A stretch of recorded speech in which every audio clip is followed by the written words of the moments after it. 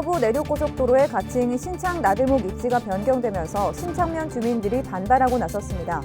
이에 아산시는 주민들의 뜻이 중요한 만큼 경제성 분석 용역을 다시 추진하기로 했습니다. 세종시가 2년 연속으로 국토교통부에서 주관하는 드론 실증도시 구축사업 대상지로 선정됐습니다. 도심 특화형 드론 서비스에 대한 실증이 속도를 낼 전망입니다.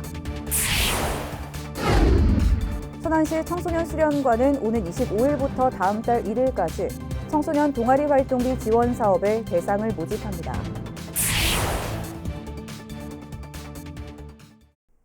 시청자 여러분 안녕하십니까? BTV 뉴스 특보입니다. 아산시가 서부 내륙고속도로의 가칭 신창 나들목 설치를 당초 신창면에서 선장면으로 변경하려는 사실이 알려지면서 신창면 주민들이 크게 반발하고 있습니다. 이에 아산시는 원안대로 나들목이 설치될 수 있도록 경제성 분석 용역을 다시 추진하겠다며 진화에 나섰습니다. 보도에 김장석 기자입니다. 지난 2016년부터 신창면 주민들의 요구에 따라 서북 내륙고속도로의 신창 나들목 설치를 추진해온 아산시. 당초 국지도 75선과 연계된 간해교차로 일원의 설치를 추진하기로 했지만 경제성을 나타내는 B씨가 기준치인 1을 넘지 못하는 것으로 파악되면서 인근 선장면 신기 교차로 일원으로 변경해 용역을 진행했습니다. 그 결과 B씨가 1.07이 나왔고 국토부의 검증에서도 1.02가 나와 사업 타당성을 확보하게 됐습니다. 문제는 이 같은 추진 과정을 주민들에게 제대로 설명하지 않으면서 불거졌습니다. 아산시청 도로과 주목을 하고 도청 주목을 하고 1년이면 몇 차례씩 통화해서 어떻게 됐냐 물어보면은 잘 되어가고 있다. 미식값이 안 나와서 다시 하는 중이다. 이런 대답만 했지 이런 상황들은 전혀 몰랐습니다. 주민 반발이 계속되자 간담회를 연 아산시는 아산 서부권 발전을 위해 나들목 신설 승인의 목적을 두고 진행한 결과였다며 부동산 투기 등 갈등을 우려해 주민들에게 알리지 못한 점이 오히려 더 큰 논란거리로 번진 점에 대해 안타깝다는 입장을 밝혔습니다. 그러면서 주민들의 뜻이 중요한 만큼 기존안처럼 가내리 일원에 설치될 수 있도록 다시 경제성 분석을 진행하겠다고 말했습니다. 어떤 비용 들어가는 부분에서 어떤 기술적인 그런 부분에서 최대한 저희가 노력을 한다고 하면 가능성도 있을 것 같고요. 그래서 그런 부분들을 적극적으로 시의 의지를 가지고 다시 한번 추진을 하겠다는 말씀 드리고요.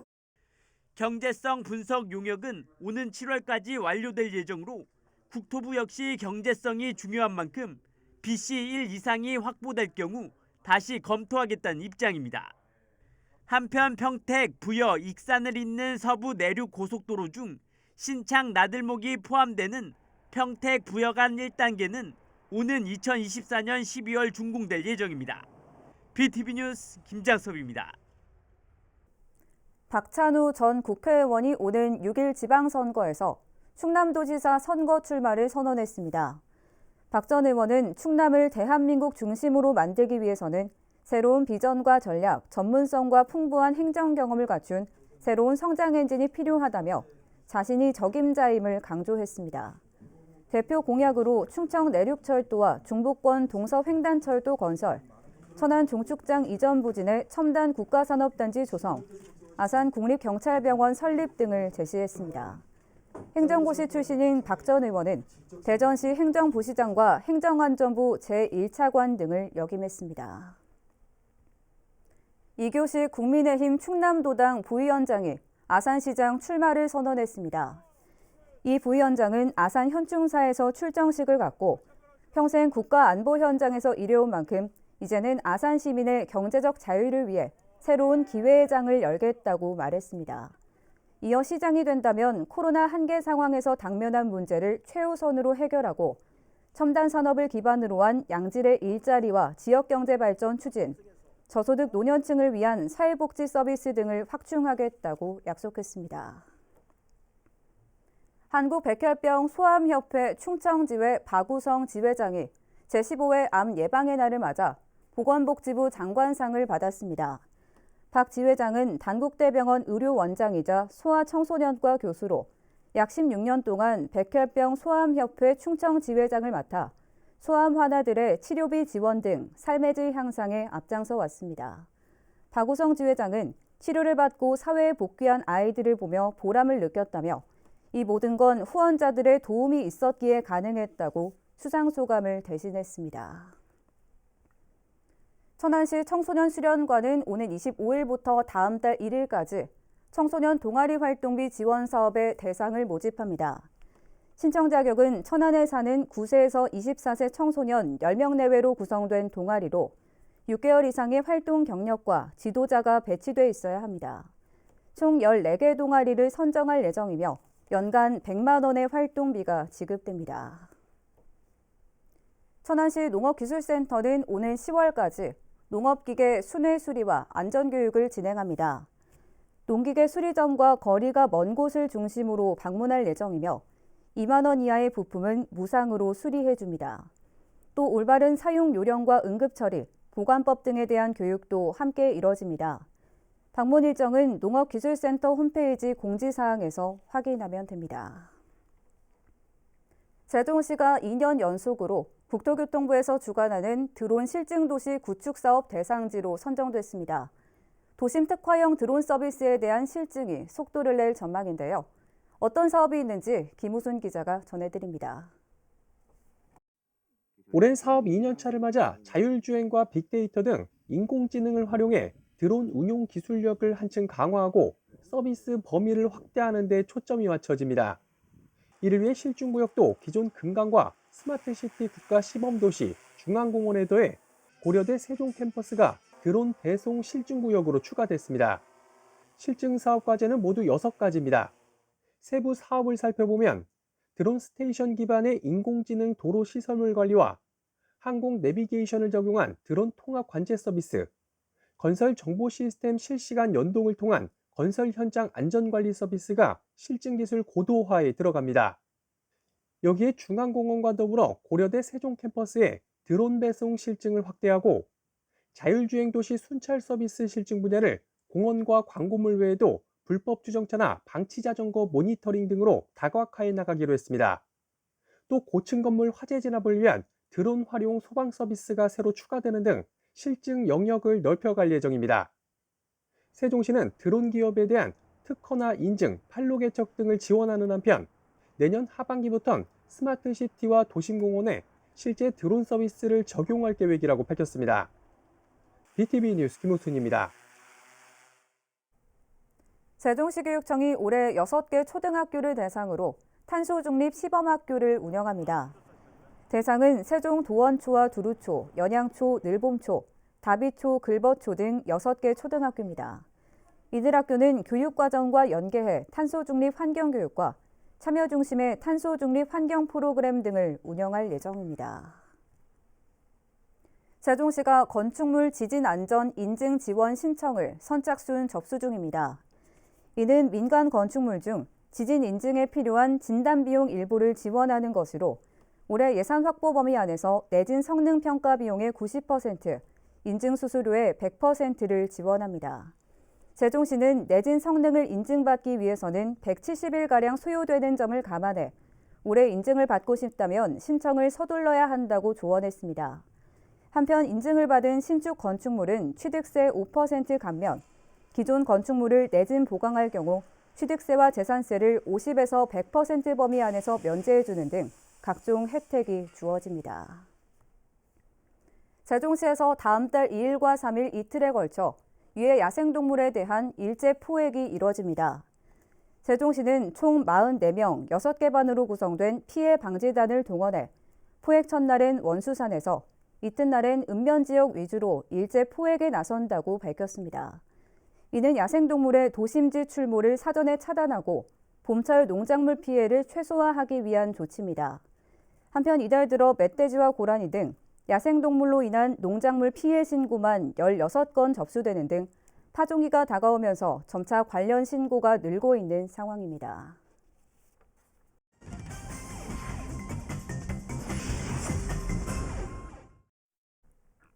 우리 지역 시의원이 본회의에서 한 5분 발언을 들어봅니다. 오늘은 연기와 장군, 연서면을 지역구로 두고 있는 차성호 의원인데요. 학교와 공공기관 급식의 로컬푸드 공급을 확대하자는 제안 직접 들어보겠습니다. 2019년 11월 해외에서 발생한 코로나19와 사투를 벌인 지 벌써 3년이 되었습니다. 소비 위축으로 농업인과 소상공인, 자영업자들은 말할 수 없는 고충을 겪어왔고 정부의 각종 지원 정책이 쏟아지고 있음에도 그 어려움은 쉽게 사그라들지 않고 있습니다. 본 의원은 오늘 지역의 농산물을 학교와 공공기관 급식에 적극 활용하여 지역의 농업인과 소상공인 등 공급자들을 돕고 안전하고 우수한 우리 시의 로컬푸드 공급량을 확대하자는 말씀을 드리고자 합니다. 그동안 우리 시는 싱싱장터를 통해 세종형 로컬푸드 운동을 크게 성공시켜 전국에서 가장 높은 매출액 신장 성과를 냈습니다. 세종형 로컬푸드 운동의 또 하나의 발판으로 출범한 세종시 공공급식 지원센터가 개장한 지 만 1년이 지났습니다. 공공급식 지원센터 설립에 근간이 되는 세종특별자치시 지역농산물 공공급식 지원에 관한 조례는 학교급식을 포함한 단체 급식에 공급되는 식재료가 우리 시 지역에서 생산된 우수한 먹거리를 중심으로 공급되도록 조달 체계를 혁신하기 위한 사항을 규정하고 있습니다. 또한 기본 이념으로서 지역에서 생산한 신선하고 안전한 농산물을 직거래 방식으로 제공받을 수 있도록 해서 시민의 건강과 지역 농업의 지속 가능성을 유지하며 지역 경제에 이바지할 수 있도록 노력해야 한다는 사항을 담고 있습니다. 지난해 공공급식 지원센터가 많은 우여곡절 끝에 개장 1년 만에 개장 전 30%였던 지역 농산물 공급 비중을 41.6%로 높였다는 점은 상당히 고무적이라 할 것입니다. 그러나 센터가 지속적으로 지역 농산물의 공급 비중을 높이기 위해서는 지방계약법 준수와 지역 내 먹거리의 선순환 체계 구축이라는 정책 목적 간의 충돌을 해결해야 합니다. 2022년 무상급식비 예산은 약 283억 원에 달하는데 현물 지원이라는 이유 때문에 재료비로 세워져 있습니다. 재료비는 지방자치단체인 시가 집행하므로 지방계약법의 적용을 받습니다. 널리 알려져 있듯이 지방계약법은 입찰을 기본 원칙으로 하고 있습니다. 연간 300억 원에 이르는 급식 예산을 입찰로 집행하려면 전국 단위 입찰을 피할 수 없습니다. 지역의 소상공인이 낙찰받을 가능성이 낮아지고 이로 인해 계약 재배 절차도 어렵게 됩니다. 이러한 이유 때문에 전국의 급식센터 중 지방계약법의 입찰 방식으로 식재료를 공급받는 센터는 단 한 곳도 없습니다. 우리 시 센터는 무상급식 지원 대상이 164개교 약 6만여 명 학생의 식재료를 취급하다 보니 법령의 허용 범위를 크게 초월하게 됩니다. 천안시와 아산시는 교육기관에 대한 보조금으로 예산을 편성하고 조례에 따라 현물 지원을 하고 있습니다. 시에서 식재료 공급을 맡긴 법인 등에게 학교가 보조금을 위임하며 보조금 지침에 따라 지역 농산물을 안정적으로 공급하고 있습니다. 특히 21년에 아산시의 경우 지역상 농산물과 축산물의 공급 비율이 각 71.6%, 62.8%를 기록하여 지역 농산물 공급 전국 1위의 성과를 달성하였습니다. 우리 시의 지역 농산물 공급 비율은 41.6%이니 향후 공급률을 점진적으로 확대시켜 나가기 위한 제도적 개선이 시급한 상황입니다. 보조금은 지방자치단체 보조금의 관리에 관한 법률에 적용을 받게 되므로 조례에서 정한 절차대로 공급이 가능합니다. 이에 본 의원은 지역 농산물의 안정적 공급을 위해 다음과 같은 제안을 드리고자 합니다. 첫째, 사업 목적에 맞는 집행이 이루어질 수 있도록 예산 편성 과목을 교육기관에 대한 보조 과목으로 변경해 주시기 바랍니다. 조례에 의거한 보조금 변경을 한시라도 빨리 수립하여 지역의 공급자가 안정적으로 참여하는 급식 지원 체계를 마련해야 합니다. 둘째, 우수한 우리 시의 농산물이 더 많이 공급될 수 있도록 더 많은 노력을 해야 합니다. 우리 지역 농업인의 생산한 농산물과 그 농산물로 가공한 농산 가공품이 급식 재료에 더 많이 사용될 수 있도록 다양한 시책을 강구합시다. 본 의원은 앞으로도 도농 상생의 핵심 정책인 로컬푸드와 운동의 확산에 적극적으로 임하여 학교 공동체와 급식 관계자와의 적극적인 농참을 위한 인식 개선 프로그램을 개발하겠습니다. 끝으로 모든 가정에 건강과 행복이 가득하시를 기원합니다. 경청해 주셔서 감사합니다.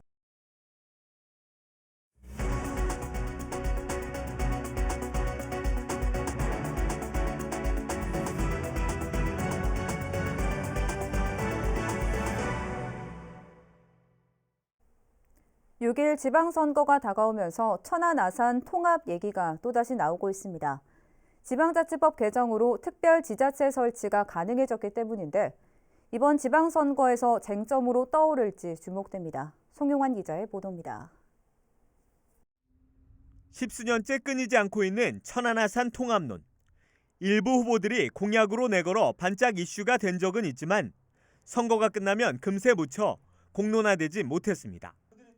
이런 가운데 더불어민주당 장기수 천안시장 예비후보가 정치와 행정을 제외하고 경제와 문화, 교통, 환경 등 두 도시를 아우를 수 있는 특별지방자치단체 구성을 제1공약으로 들고 나왔습니다.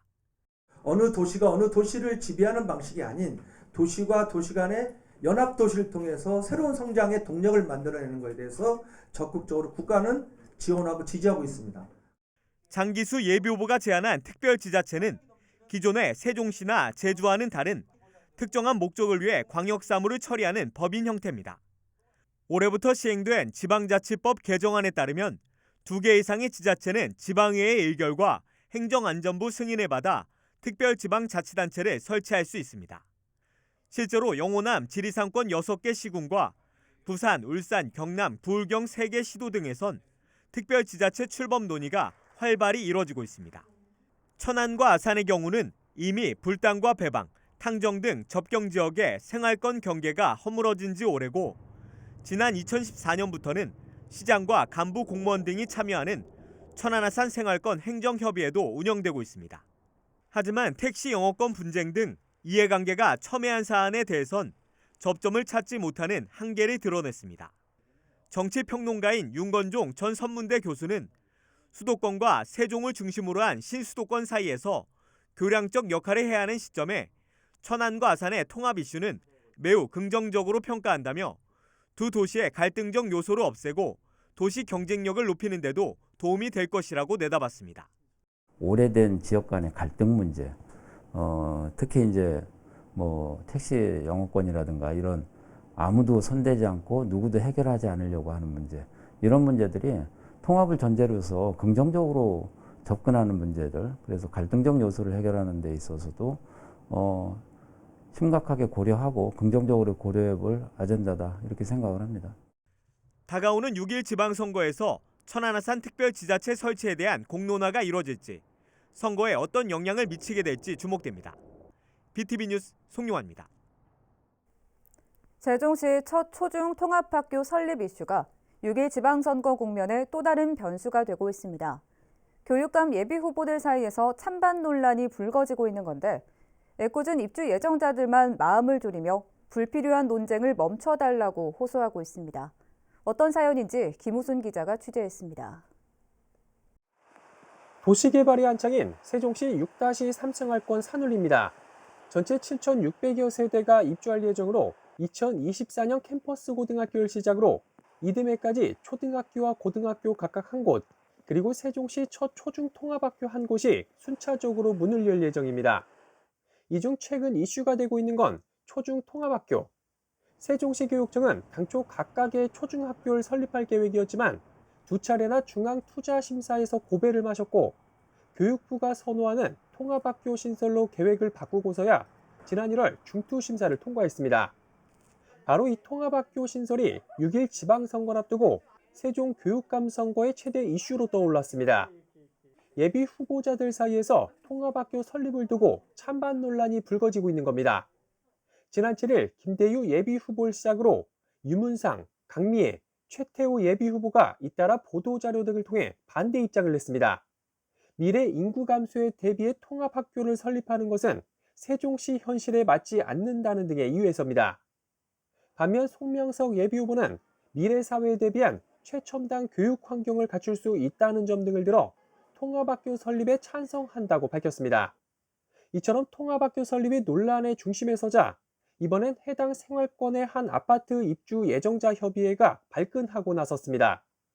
초중통합학교 신설이 만족스럽지 못한 것은 사실이지만 이번 논란으로 개교 시기가 늦춰지는 것은 아닌지 우려하고 있습니다. 일부 약간 정치적인 색깔이 약간 이렇게 들어가면서 더 심각한 문제가 된 것은 우리 아이들이 학교를 제대로 다닐 수 없는 더 큰 문제가 생겼다라고 보고 있어요.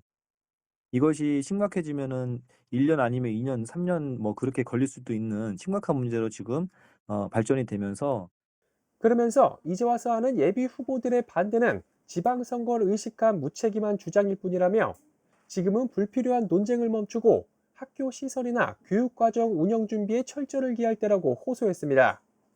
BTV 뉴스 김우순입니다. 천안시가 모든 시민과 등록 외국인을 대상으로 시민안전보험 가입을 마쳤습니다. 천안시가 보험료를 전액 부담하는 시민안전보험은 각종 자연재해와 재난, 안전사고로 상해가 발생하면 보험금을 지급하는 제도입니다. 상해사고로 발생되는 치료비는 개인당 최대 200만 원, 장례비 보험금은 실비 최대 2천만 원까지 보장받을 수 있습니다. 보험금 청구는 사고일로부터 3년 이내에 가능합니다. 아산 시립도서관이 독서 활동을 마라톤에 접목시킨 독서 마라톤 대회를 엽니다. 독서 마라톤은 책 한 쪽을 2m로 환산해 대회 기간 내 신청한 독서 코스를 완주하는 범시민 독서 캠페인입니다. 대회 기간은 오는 11월 18일까지며 아산 시민이면 누구나 시립도서관 누리집을 통해 참여할 수 있습니다. 완주자에게는 완주 인증서와 메달, 완주 기념 북콘서트에 참여할 기회가 부여됩니다. 이상으로 BTV 뉴스 특보를 마칩니다. 시청해주신 여러분 고맙습니다.